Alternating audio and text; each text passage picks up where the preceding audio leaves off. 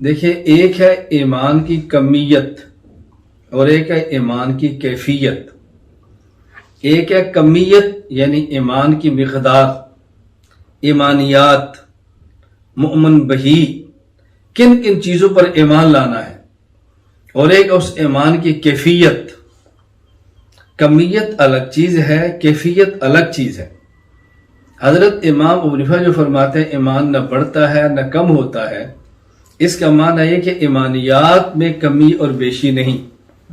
یعنی جب قرآن کریم مکمل ہو گیا، احادیث مکمل ہو گئی، رسول اکرم صلی اللہ علیہ وسلم دنیا سے رخصت ہو گئے، تو جو ایمانیات وہ دے کر گئے ہیں، نہ ان ایمانیات میں اضافہ ہو سکتا ہے، نہ ہی ان ایمانیات میں کوئی کمی ہو سکتی ہے۔ جو فرض ہونا تھا فرض ہو گیا، جو واجب ہونا تھا واجب ہو گیا۔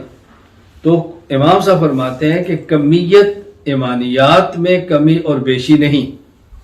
اور جو آیات سے معلوم ہوتا ہے کہ ایمان بڑھتا ہے، اس سے مراد کمیت نہیں بلکہ اس سے مراد کیفیت ہے۔ آپ مسجد میں بیٹھے ہیں، کیفیت اور ہے، بازار میں بیٹھے ہیں، کیفیت اور ہے، اہل علم کی مجلس میں ہے، کیفیت اور ہے، اور اہل فسق کی مجلس کے اندر ہوں گے، کیفیت اور ہوگی۔ جگہ کے بدلنے سے کیفیت بدلتی ہے، شخصیت کی صحبت بدلنے سے کیفیت بدلتی ہے، ماحول کے بدلنے سے کیفیت بدلتی ہے۔ تو کمیت الگ چیز ہے، کیفیت الگ چیز ہے۔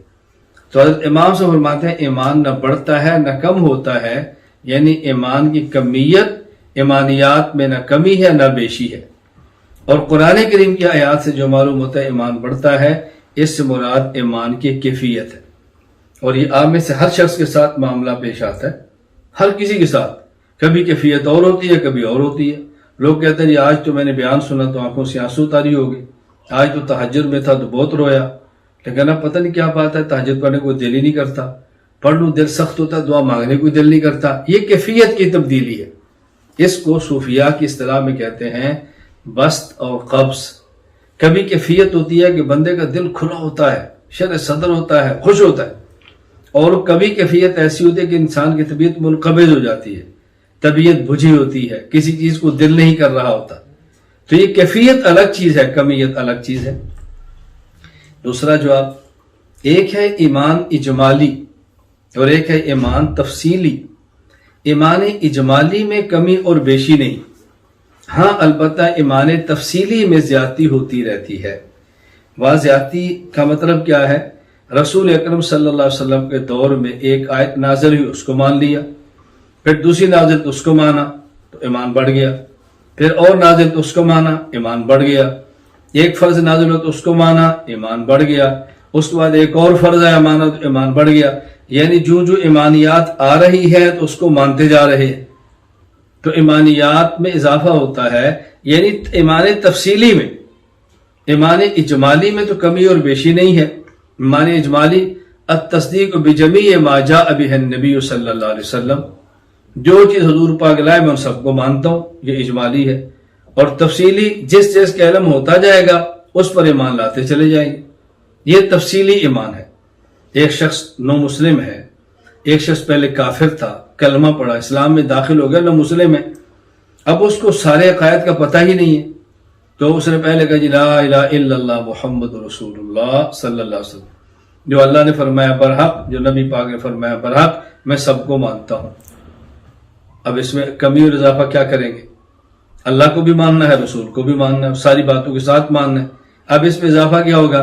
اس کو سمجھانا ہے بھئی دیکھو ختم نبوت پر ایمان رکھو، جی مانتا ہوں، صحابہ کرام کو مانو، جی مانتا ہوں، حساب کتاب کو مانو، جی مانتا ہوں۔ اب جو چیز اس کو بتاتے جائیں گے مانتا چلا جائے گا، تو یہ اضافہ ہو رہا ہے، یہ ایمان تفصیلی ہے۔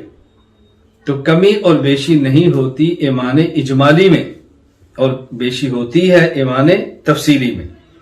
علامہ سعد الدین تفتازانی رحمہ اللہ تعالی وفات سن 792 ہجری، شرح العقائد النصفیہ میں تحریر فرماتے ہیں والآیات الدالۃ علی زیادۃ الایمان محمولۃ علی ما ذکرہ ابو حنیفہ رحمہ اللہ تعالی انہم کانوا آمنوا فی الجملہ ثم یاتی فرض بعد فرض وکانوا یؤمنون بکل فرض خاصہ۔ یہ معنی امام صاحب کی عبارت کا ہے کہ اجمالی ایمان لے آئیں اس کے بعد جو جو ایک چیز علم میں آتی جائے گی اس کو مانتے چلے جائیں گے، اور یہ ایمان تفصیلی ہے۔ لہٰذا امام صاحب کا کوئی عقیدہ قرآن کریم کے خلاف نہیں ہے۔ میں یہ بات کئی بار کہہ چکا ہوں، اہل السنت والجماعت احناف دیوبند کا عقیدہ قرآن اور حدیث کے خلاف نہیں ہو سکتا۔ ہاں کبھی قرآن حدیث کے خلاف نظر آتا ہے، جب علماء دیوبند کا کوئی عقیدہ قرآن حدیث کے خلاف نہ ہو لیکن نظر آئے، اہل نظر سے نظر کا علاج کرواؤ، عقیدہ قرآن حدیث کے خلاف نظر بھی نہیں آئے گا۔ ہم عقائد کے لیے دستگاہ بھی رکھتے ہیں اور نظر کے علاج کے لیے اہل نظر کی خانقاہ بھی رکھتے ہیں۔ بحمد اللہ تعالی ہم نے علمی دستگاہ کا بھی اہتمام کیا ہے اور نظر کی اصلاح کے لیے خانقاہ کا انتظام بھی کیا ہے۔ بصارت اور بصیرت دونوں کا خیال کیا ہے، عقیدت اور بصیرت دونوں کا خیال کیا ہے۔